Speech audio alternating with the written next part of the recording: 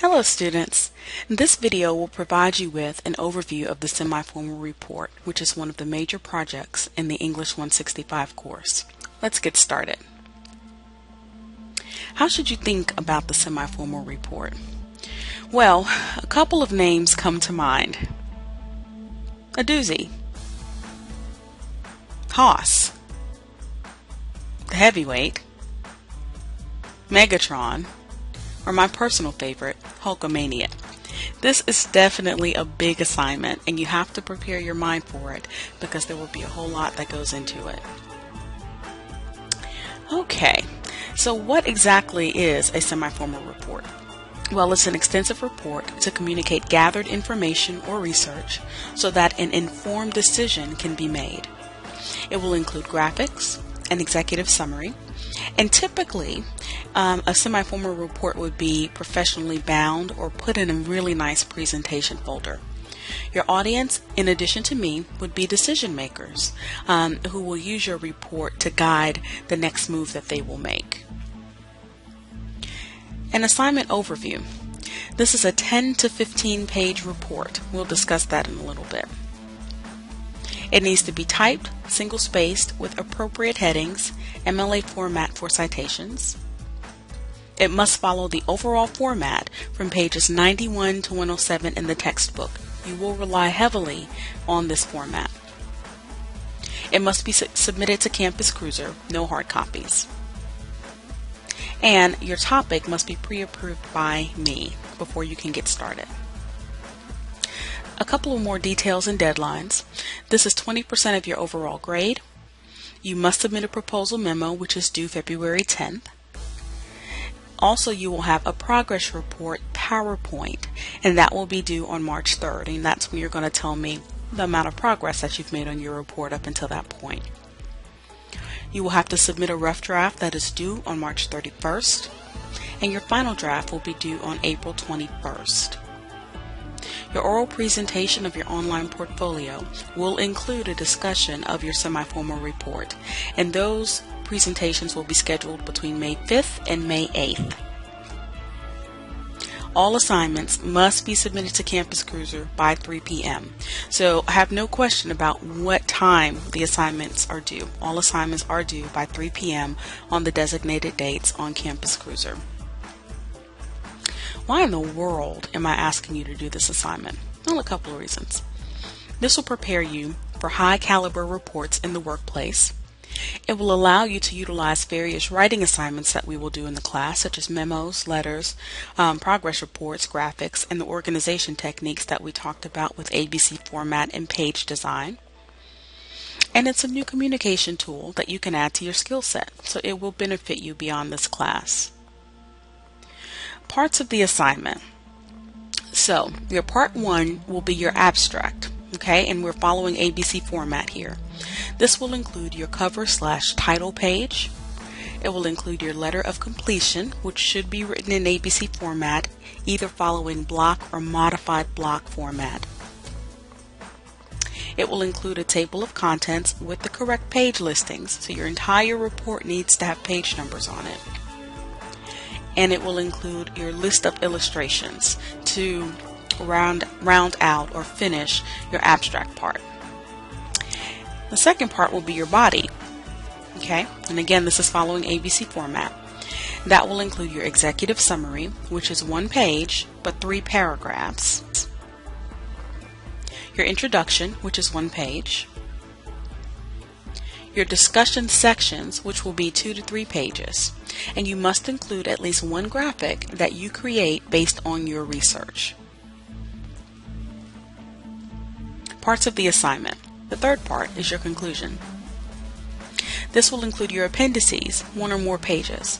And your appendices will be any item that you include in the body part of your report, but you're only making reference to it. Your appendices will hold more information, more background about what you've already mentioned in the body part of your report. It will include conclusions and recommendations, which will be 1 to 2 pages. Topics. What will you write about? Well, 3 options. You can select a topic from the possible topics list, which is in the week 2 folder. You can suggest a different topic, or you can do a job shadow of a career that you are interested in learning more about, or a career that you intend to pursue. Okay? An introduction letter will be provided to you, and that's also in the Week 2 folder. So past student projects, what have other students done? A variety of things. One student in the past has done a scheduling system for her mother's business. Her mother needed to be able to schedule assignments and schedule employees' work and all types of things. So she found the best scheduling system for her mother's business through research and information that she collected. Another student did improvements to her child's bus stop area. The area was run down, and she was able to get other parents involved and get a shed donated and start the process to beautifying the area with plants and just overall cleaning up the area. One employee noticed that the lights were out in a parking lot for a local business. He worked for a light company, and he was interested in learning more about that process. Now, he had to make it very clear that he was doing this assignment for a class project, not as an employee of his job. And so he was able to conduct that project for his semi-formal report. Students in the past have done home alarm systems, the process to getting one installed, home emergency preparedness plans. One student wanted to look at the possibility of having lockers installed at OC Tech, or bike racks installed at OC Tech, more bike racks. And a couple of students focused on making improvements to their local church. One student wanted to see the possibility of getting a new air unit.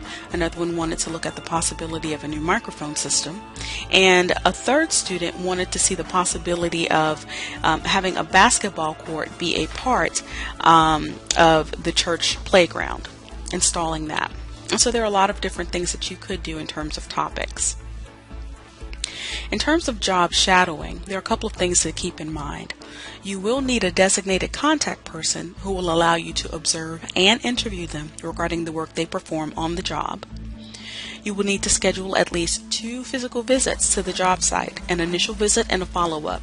And this can be at your current job. So if you're in a position and maybe you want to move to a different department or move to a higher position, if that person is willing to let you shadow them, that's perfectly fine. And your first visit should last at least 1 hour. Your follow-up visit can last 15 minutes, 30 minutes, an hour, whatever you think is necessary. Also with job shadowing, you want to make sure that you're collecting documents that will be useful for your report. And so you want to get an idea of what their job title is and their job description, if that's something that they can provide. An example of documents they produce, for example, if they produce a certain type of a form, if they write on a certain form for what they do, or if they have to create a certain type of memo or brochure or what have you, whatever it is that they produce, but it cannot be job sensitive. They will have to give it to you and be okay with you using it for this assignment. Flyers or brochures, a company history, which you can probably find on their website if there's a website, and the typical work hours of the person that you're shadowing, and etc., other things that you may come across. Additionally, your goal is to learn more about what it means to be an employee in that position and to make an informed decision about whether or not you want to pursue this field. You need to include a job analysis of this field, which we will talk about when we do the job packet assignment. Expectations. Here's what I expect of you. I expect you to make a proper introduction, and that introductory letter in the Week 2 folder will help. I expect for you to provide your own transportation, and there should be no exchange of money related to this assignment. You need to schedule any visit in advance, at least 2 weeks' notice, to be courteous to the person that you're working with. Also, you need to wear appropriate attire. You need to maintain professional conduct. Of course, be punctual, arrive, and leave on time. Don't overstay your welcome. And you need to be confidential with any information that you've gathered for the purposes of this assignment, okay? And it can only be used for the purposes of this assignment. Also, you need to maintain your notes and information collected. Nothing will be worse than taking the time to make a site visit and losing your notes, okay? Because people will not necessarily have time for you to come back and redo everything that you've already done. So make sure you keep up with them. Proper time management. Don't wait till the last minute. You'll need to get started on this right away. Follow all rules and regulations of the job site. Use common sense and sound judgment. So for example, if you're on a job site and your contact drives a forklift and you've never driven a forklift before, you don't want to get on that forklift, right? Just use common sense and sound judgment to make sure that you're keeping yourself safe and that you're following the rules and regulations of the job site. Okay, so what resources are available to you? The Week 2 folder will have everything that I've mentioned in this video. And the semi-formal report overview document will be a part of that Week 2 folder. That's a written overview of what we've discussed here. Possible topic ideas will be in that folder as well. And a semi-formal report guide, which breaks down each section of the report step by step with a brief description. This should be really helpful to you.